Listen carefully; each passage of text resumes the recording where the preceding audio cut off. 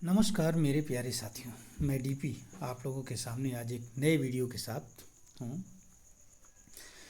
यह फ़ोटो तो आप लोग देख ही रहे होंगे, स्टैच्यू ऑफ लिबर्टी जो कि किसकी है, सरदार पटेल जी की। इसी के विषय में आप लोगों से चर्चा करनी है। लेकिन इससे पहले आइए हम लोग वायसराय लॉर्ड माउंटबेटन के द्वारा सरदार पटेल पर क्या कमेंट किया गया था, इसको सुनते हैं। माउंटबेटन का कहना था कि वर्षों से आप भारत की में एक शक्तिशाली स्तंभ की भांति विराजमान हैं।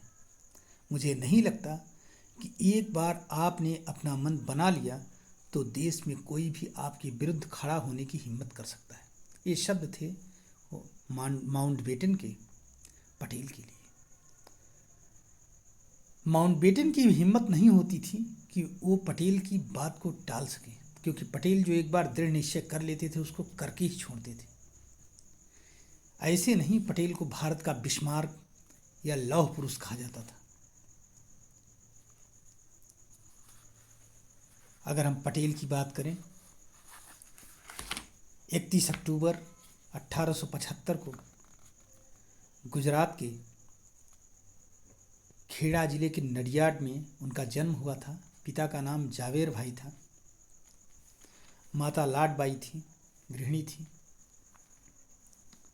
साधारण परिवार के थे। उच्च शिक्षा भी प्राप्त किया, मेहनत और लगन के दम पर।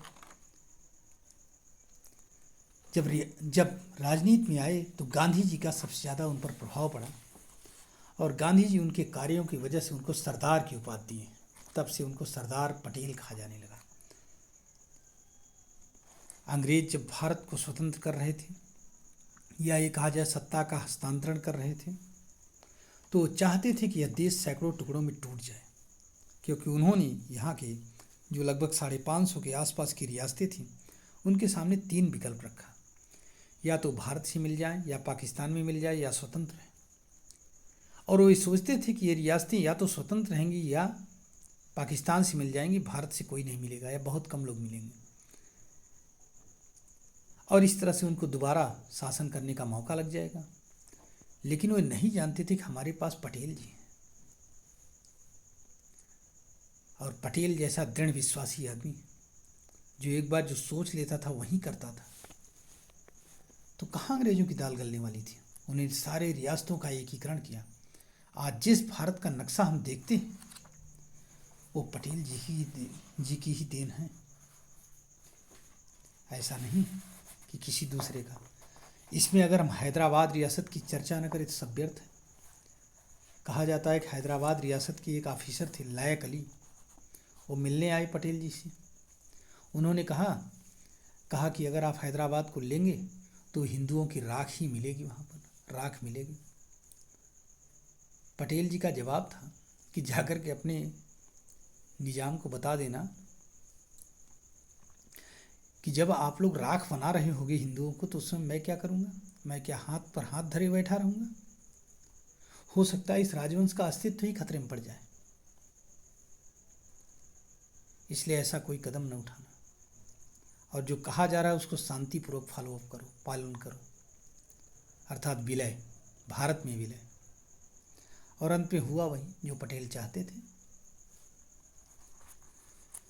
अब यह इस देश का दुर्भाग्य है या सौभाग्य है या विवाद के बहुत सारे विषय हैं कि अगर नेहरू के स्थान पर पटेल जी होते तो भारत का नक्शा कुछ और होता। बात तो सत्य है, लेकिन चलिए, जो विधि का विधान था वही होना था। चर्चिल जैसे व्यक्ति को कोई ललकार नहीं सकता था, लेकिन पटेल ऐसे व्यक्ति जो उससे सामने आंखों में आंख डाल करके बात करते थे। तो आइए हम लोग इस प्रतिज्ञा के साथ, इस शपथ के साथ कि हम भी जैसे पटेल जी ने भारत को एकीकृत किया, वैसे हमारा भी योगदान रहेगा इस देश को स्वतंत्रता को बनाए रखने में और एकीकृत करने में। लेकिन आज की तारीख सिर्फ इसी के लिए महत्वपूर्ण नहीं है। जैसे लौह पुरुष थे वैसे ही एक और व्यक्तित्व, आयरन लेडी जिनको कहा जाता है, उनके लिए भी जाना जाता है। ये पहचान गए होंगे फोटो।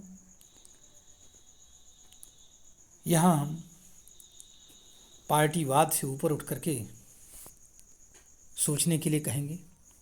किसी व्यक्ति की अच्छे कार्यों के लिए उसकी सराहना सदैव की जानी चाहिए समाज के द्वारा। समाज में उसे हर समय याद किया जाना चाहिए, उसको श्रद्धांजलि दी जानी चाहिए, उसको सम्मान दिया जाना चाहिए। उन्हीं में से एक प्रमुख हैं श्रीमती इंदिरा गांधी, जिनकी आज पुण्यतिथि है। इंदिरा गांधी ने भी जीवन में अपने समय में बहुत महत्वपूर्ण काम किया, चाहे वो सिक्किम का विलय हो,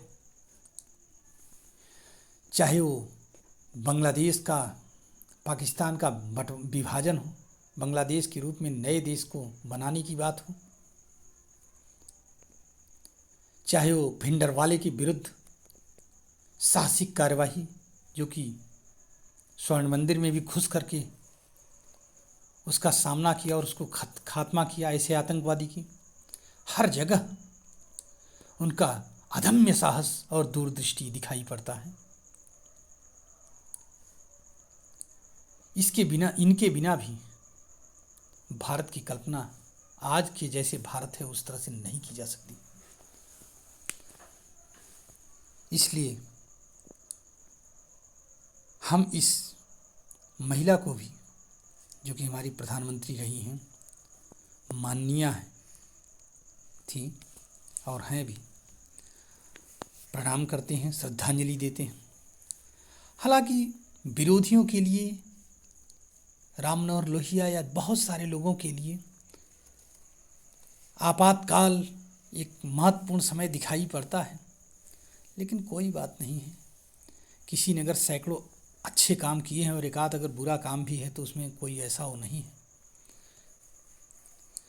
मैं तो फिलहाल नहीं मानता कि कोई बुराई है। सैकड़ों अच्छाइयों में एक आध बुराइयां भी छिप जाती हैं, और इसलिए